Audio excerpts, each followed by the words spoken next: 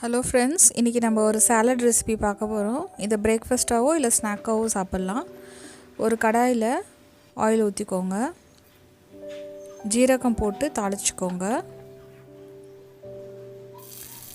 கருவேப்பிலை போட்டுக்கோங்க. அது நல்லா வெடித்ததுக்கப்புறம் ஜிஞ்சர் போட்டுக்கோங்க, குட்டி குட்டி பீசஸாக கட் பண்ணது. அப்புறம் கொஞ்சமாக வெங்காயம், பச்சை மிளகா. இது வந்து ரொம்ப காரமாக பண்ண வேண்டாம், அதனால் பாதி வெங்காயம் போட்டாலே போதும், பச்சை மிளகா 1 போட்டாலே போதும். அப்புறம் நான் வந்து இந்த ஜவ்வரிசியை ஒரு 3 மணி நேரம் ஊற வச்சுருக்கேன். ஸோ இதை ஆட் பண்ணிக்கிறேன்.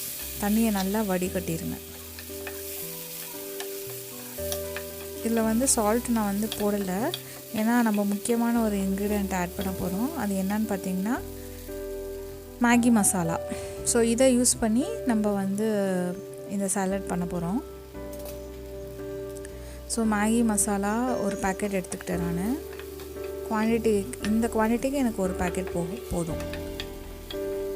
அது கூட ஃபுல்லாக போடலை, நான் கொஞ்சம் தான் போட்டிருக்கேன். உங்களுக்கு இன்னும் கொஞ்சம் நல்ல ஸ்பைஸ் லெவல் இல்லை மசாலாவோட ஃப்ளேவர் வேணும்னா நீங்கள் ஃபுல்லாகவே போட்டுக்கலாம். இதை நல்லா சாட்டே பண்ணிக்கோங்க.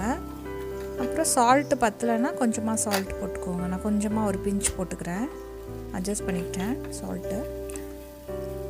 அப்புறம் கடலை, நல்லா வறுத்த கடலையை இதில் ஆட் பண்ணிக்கோங்க. உங்களால் முடிஞ்சிச்சுன்னா தோலை உரிச்சிட்டு கூட ஆட் பண்ணிக்கலாம், கடலை தோலை. நான் வந்து அப்படியே ஆட் பண்ணிக்கிட்டேன் வறுத்துட்டு.